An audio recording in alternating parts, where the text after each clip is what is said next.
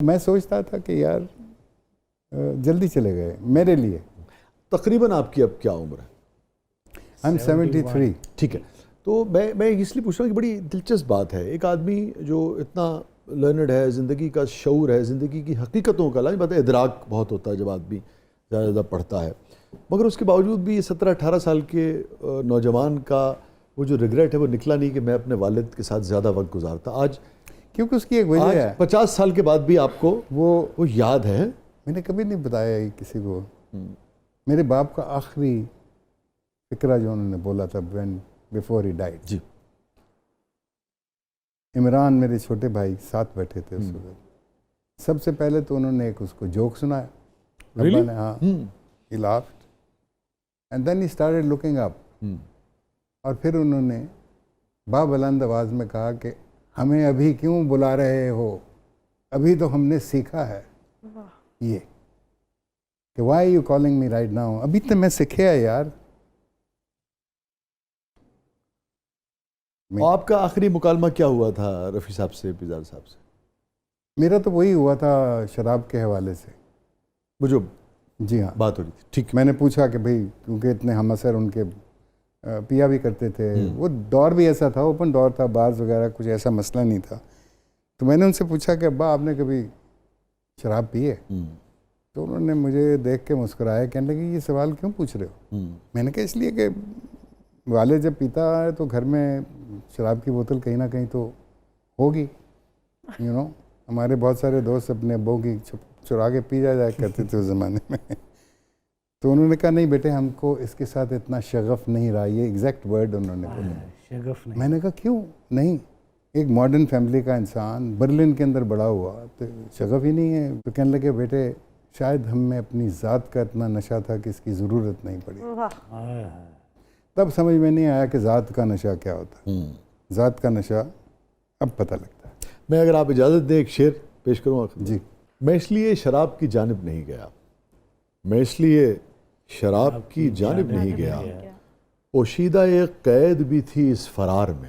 वाह वाह वाह। ये फरमाइए कि इतना कुछ आपने किया, थिएटर, फिर एंटरप्राइजिंग तो रहे आप, आपने बहुत सारी चीज़ें सबसे बड़ा हमारा कंट्रीब्यूशन रफ़ी पीर थिएटर वर्कशॉप का जो है, सबसे बड़ा कंट्रीब्यूशन। यस, मगर इस सारे सफ़र में पूरी ज़िंदगी में किस मौके पे आपको ज़िंदगी के किस मोड़ पे, किस मोमेंट पे अपने वालिद सबसे ज़्यादा याद आए?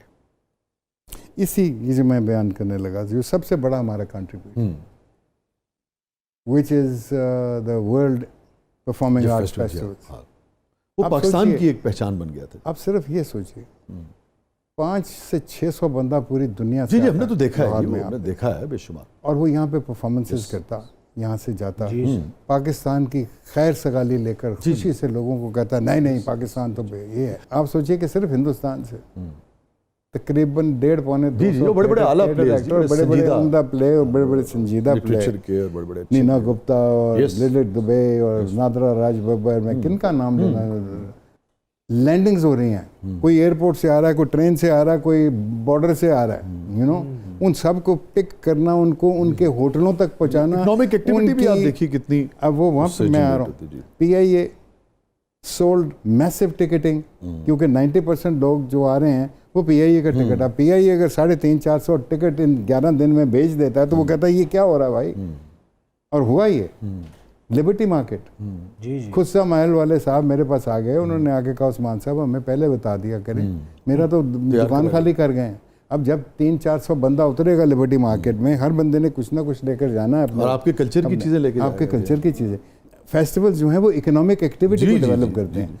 तो आप उधर चले जाइए कि जिधर हमने जब हमने इकोनॉमिक्स पढ़ी तो उसका जो पहला सब्जेक्ट जो हमें उसकी पहली डेफिनेशन ने एक्साइट किया, that's why economics became my favourite subject, was that वो कौम जिसकी बुनियाद में वहाँ का फोकलोर, वहाँ का कल्चर, वहाँ की रवायात, वहाँ की ट्रेडिशंस नहीं हैं, वो कौम कभी भी इकोनॉमिकली राइज कर ही नहीं सकती। ठीक, इस कागज़ को फाड़ के फेंक दें।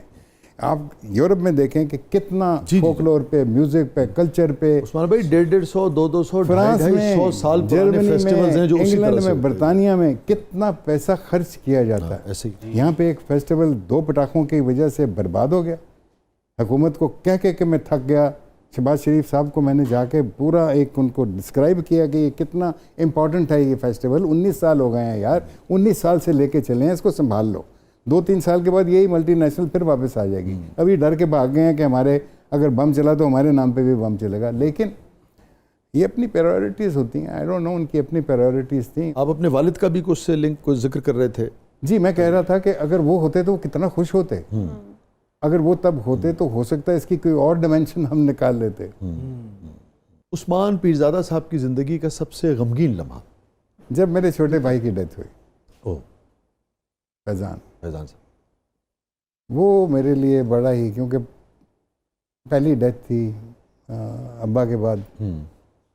और उस डेथ सुबह 4 बजे हम उसकी डेड बॉडी लाए और मेरी माँ जिंदा थी। सब भाइयों ने मुझे कहा कि अब आपने वालदा को बताना है कि भाई मर गया। मैं समझता हूँ कि उससे खौफनाक लम्हा नहीं हो सकता जब मुझे अपनी वालदा को ये बताना पड़ा, किसी जो उस वक़्त 92 साल की थी हमें, तो मुझे बताना पड़ा कि मामा आपका छोटा बेटा।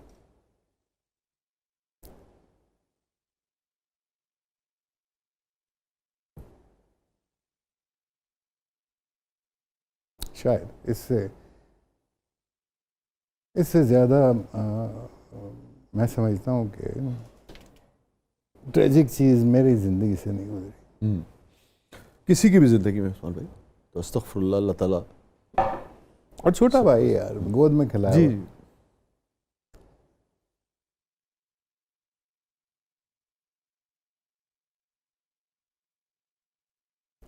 But one learns. इस हादसे ने तब्दील कर दिया आपको? हाँ, एक तरीके से कुछ चीज़ों को देखने का अंदाज बदल गया कि दिस इज़ लाइफ। हम उसको दफना के आ गए थे।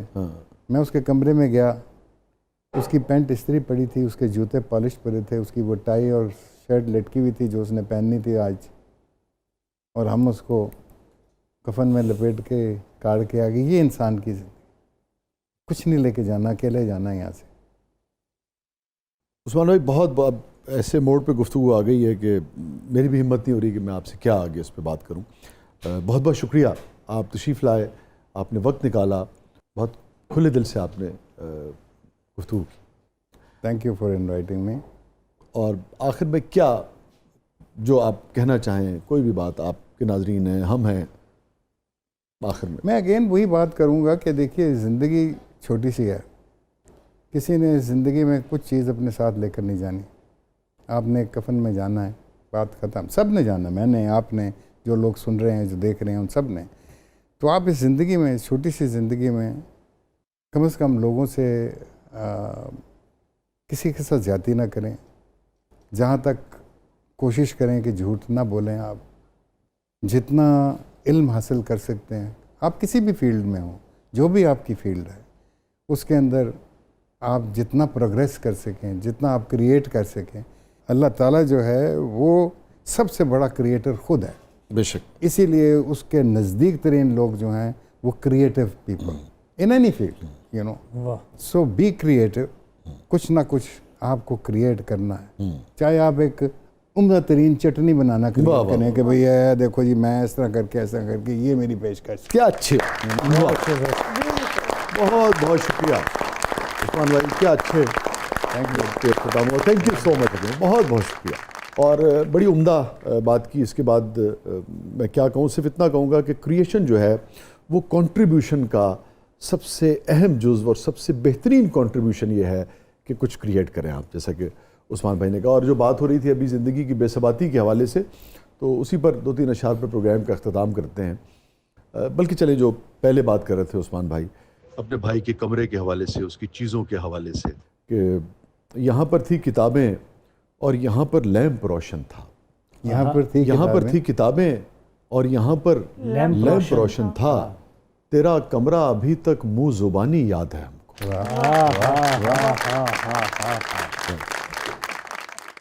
अपने फीडबैक से हमें आगाह कीजिएगा। इजाज़त दीजिए। अल्लाह। क्या बात है। शुक्रिया।